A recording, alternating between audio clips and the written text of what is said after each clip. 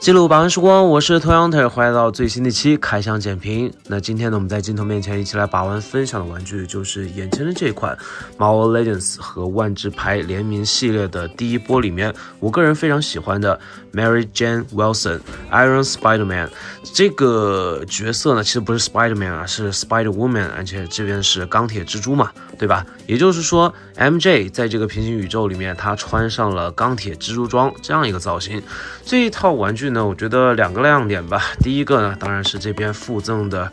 这个万智牌的卡片，画的非常的好看我觉得这个曲线，包括这边张开的钢铁蜘蛛侠的这个触手的部分呢，猪腿的部分做的是非常的亮眼。相比起2022年还是2023年发售的那一款Peter Parker 版的，就是英雄内战版的钢铁蜘蛛装，那个是3个触手的，那怎么说呢，是比较还原于漫画就是英雄内战里面的这个造型，但这一套呢它是4个蜘蛛腿，我觉得就从造型方面来说会更加平衡一点。包装盒方面就这样，大开窗设计，内容物一览无余。替换手型呢就是一对蛛丝手型，然后4根触手，替换头雕，然后一张卡片没有了，上面是漫威蜘蛛侠和这边万智牌的一个 logo， 侧面合绘，这边呢你看卡片的这个绘制非常的精美。另外呢就是这一套的4款角色，我这2款角色没有入反正提前先跟大家说一下就入了蜘蛛侠的部分。看这些视频的时候，蜘蛛侠全新未拆的话大概就2张，这个呢大概在1张半左右的这样一个水平，仅供大家参考。反正你买贵买便宜，我觉得还是看当下，就是你去关注这款玩具的具体时间，我也没办法预测这款玩具未来的走向，对吧？那么话不多说，直接开箱。好的，全部的内容物就是这么多，4个钢铁蜘蛛侠的这个触手也搭载完毕了。我这边给 MJ 小姐姐摆了一个比较元气的这个动作，一只拳头往天上杵，然后呢，另外一只拳头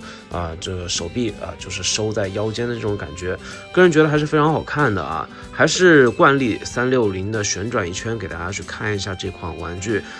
简单摆了一个战柜造型之后是一个什么样的观感。背后的这个背包说起来的话，我是觉得这个背包还算是比较干练了。4条蜘蛛腿呢其实是完全相同的模具，只不过因为插在不同的插口，然后摆了不同的角度，所以说看起来有所不同。同样的问题就是在于这些蜘蛛腿呢好像是跟之前的钢铁蜘蛛侠的蜘蛛腿是同样的模具，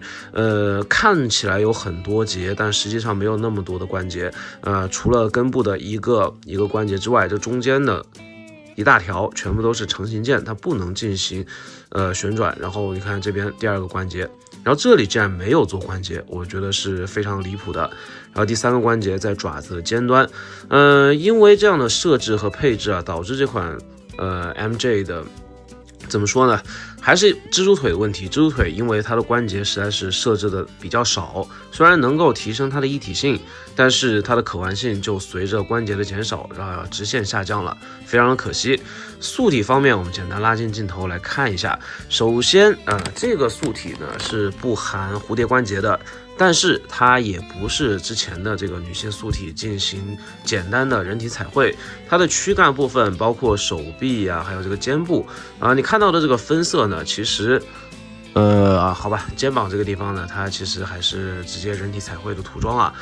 小臂这个地方呢也是涂装，并不是模具的刻画。但是呢，胸部，然后还有它的这个腰部，也就是说核心区域躯干部分是一个新规零件。这个零件呢，主要是刻画了这个钢铁蜘蛛金色 logo 的这个浮雕。这个浮雕呢，刻画的是不错，包括呢它的这个腹股沟的部分，两边战衣的这个褶皱部分也有刻画出来。看到背面呢，你可以看到它这个背后的小背包，其实我觉得这个背包稍微做的有一点大，但是呢放在它的这个背后，摆出一些比较干练的姿势，加上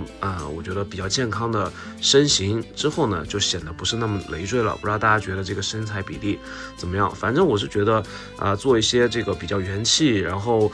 蓄势待发，然后比较飒气的这个动作是完全没问题的。但是你要他做那种蜘蛛侠的这个动作，这个胸腰关节实在是完全不够用他挺胸的幅度是很大，对吧？侧摆幅度呢也还行，但是前倾的幅度几乎没有，就导致呢，你想让它做这种蜘蛛的收腹，然后匍匐蜷缩的这个姿势，做不太出来。当然呢，你还是可以去做出一些比较就是妩媚，然后呢比较有这个能够彰显女性曲线的这样一些动作。可以做出来，但是说实话呢，会摆得比较僵硬。好看是非常好看，尤其是这张脸，这个头雕，呢，我觉得已经是兼顾了一下这个电影戏里面的女主的形象，然后同时呢又还原出了这个漫画里面 MJ 一丝小雀斑的这个感觉，甚至某些角度呢看起来呢还有一点点像这个 MCU 宇宙里面Tony 斯塔克的女朋友小辣椒 Pepper 啊。每一个角度虽然是红头发，但是呢，其实完全不影响她的颜值啊。整个观感方面，还有这个头发的动势以及眉眼之间，我觉得这个头雕是完完全全的戳在了我的审美上。我会给这个头雕打9分的分数哈，因为确实是色批一个。然后看了这个头雕之后呢，确实是觉得非常好看啊，春心荡漾，赏心悦目的那种感觉。那这个素体方面，刚才我们其实就掰到这边了。让我比较意外的就是，我本来以为像这种透明零件啊，对吧？也不叫透明零件啊，它这个零件呢是掺了一些金属粉，但是它会有一点点透光的感觉，质感还不错，没有那么严重的这个塑料感。但是我是觉得这种胶劲儿在这个做脚踝关节的时候有一定的粘连风险。但实际把玩下来之后呢，我发现这个关节调教的非常的好，没有任何的粘连的那种感觉，而且左右接地呢交代的也非常清晰，这一点呢在把玩上我觉得算是比较靠谱的。蜘蛛爪刚才提到了3段的这个关节，非常可惜啊，没有多段的可动，所以说能摆出来的这个姿势并不是特别多。可以去也没有办法去完整的去伸直这个蜘蛛腿，它总会带一些角度，所以说呢需要你发挥比较多的想象力才能就摆出一些比较有意思的这个姿态。当然呢，你如果说比较狂的话呢，你可以把这个头拆掉，然后把它连成一个非常长的这个蜘蛛触角也可以，这也算是一个玩法，我觉得是没有什么太大问题。那其他的零部件呢，就是这边的卡